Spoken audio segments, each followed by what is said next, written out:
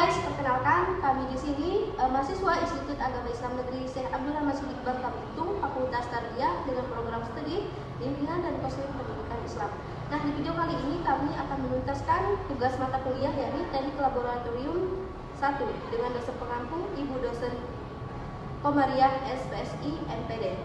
Nah, di sini kami akan menarik tema yakni tentang pembahasan dan simulasi teknik-teknik hubungan konseling perorangan, di mana ada teknik konfrontasi, penafsiran, dan suasana diam.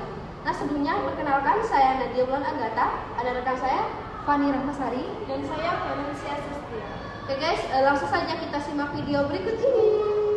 Oke guys, kita langsung ke teknik pertama yakni penafsiran, di mana menurut Kamus Besar Bahasa Indonesia penafsiran ini biasanya disebut dengan istilah interpretasi, yang artinya pemberian kesan, pendapat, atau pandangan teoritis terhadap suatu penafsiran. Nah, penafsiran merupakan penjelasan-penjelasan atau pengertian-pengertian suatu keadaan yang digunakan oleh konselor dalam konseling. Nah, tujuan dari penafsiran sendiri yaitu untuk membantu klien agar dapat memahami arti dari kejadian-kejadian dengan menyajikan beberapa pandangan yang berkaitan dengan masalah klien. Oke, langsung aja kita simak video berikut ini. Nah, jadi di sini film bisa menceritakan permasalahan yang film hadapi sekarang. Nah, jadi terima kasih Bu sebelumnya. Jadi di sini saya memiliki masalah berkaitan dengan ekonomi saya Bu untuk melanjutkan studi lanjut saya Bu. Nah, telah berbagai cara saya lakukan Bu untuk seperti mencari beasiswa ya Bu. Nah, di sini saya sudah merasa bosan Bu, karena cara-cara yang telah saya lakukan ini Bu tidak menunjukkan hasilnya Bu untuk saya bisa melanjutkan studi saya Bu. Nah, seandainya saja Bu saya punya uang atau terlahir dari orang berada Bu, mungkin saya bisa untuk masuk universitas yang saya inginkan. Nah, jadi sebenarnya di sini film ini punya keinginan ataupun tekad yang kuat untuk melanjutkan studi gitu untuk kuliah kan. Nah, tetapi di sini film ini terkendala di ekonomi.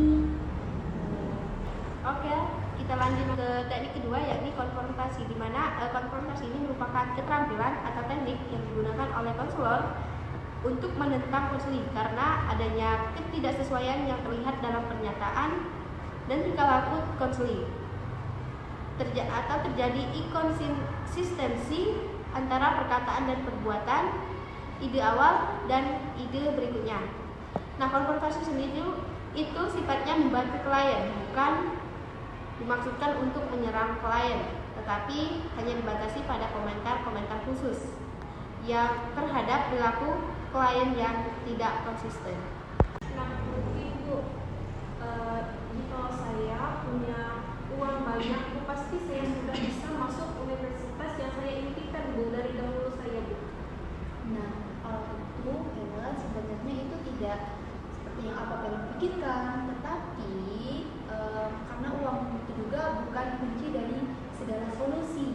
Nah, di sini Valen itu harus lebih semangat, jangan pernah merasa putus asa untuk mencari informasi mengenai terkait beasiswa. Jadi di sini Valen harus lebih usaha lagi dalam mencari berbagai informasi. Valen bisa bertanya sharing ke teman-teman, sharing ke guru BK dan sebagainya gitu. Valen bertanya lebih lanjut atau Valen bisa searching di internet gitu terkait beasiswa ataupun cari di universitas yang memang menyediakan beasiswa nantinya.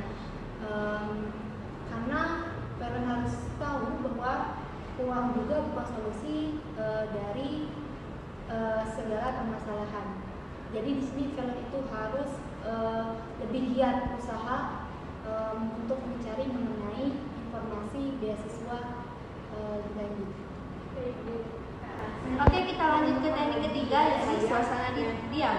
Biasanya diam ini disebut dengan silent, di mana suasana hening, tidak ada interaksi verbal antara konseli dan konselor dalam proses konseling yang sengaja diciptakan secara sengaja dengan itulah tujuan tertentu. Diam bukan berarti tidak ada komunikasi, akan tetapi tetap ada, yaitu perilaku nonverbal. Diam paling tinggi berkisaran 5-10 detik dan selebihnya dapat diganti dengan dorongan minimal. Nah, akan tetapi jika konselor menunggu klien yang sedang berpikir, mungkin diamnya bisa lebih dari 5 detik. Hal ini relatif tergantung feeling dari konselor. Kita simak video berikut ini. Nah, jadi bagaimana Bu? Kan usaha yang telah saya lakukan ini tidak membuahkan hasil Bu. Saya di sini sudah merasa bosan dan bimbang untuk melakukan hal apa lagi yang harus saya lakukan Bu.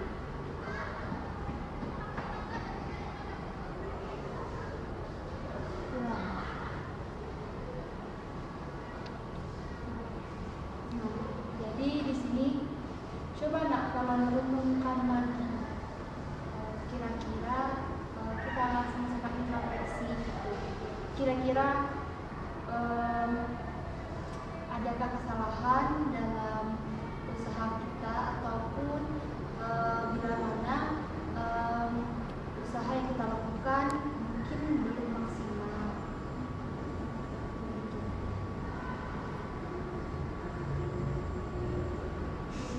Oke guys, mungkin itulah video yang bisa kami tampilkan atau kami paparkan. Jikalau terdapat kesalahan dalam pengucapan kata, kami mohon maaf. Jangan lupa tonton sampai habis ya, subscribe and like. Sekian, terima kasih. Wassalam.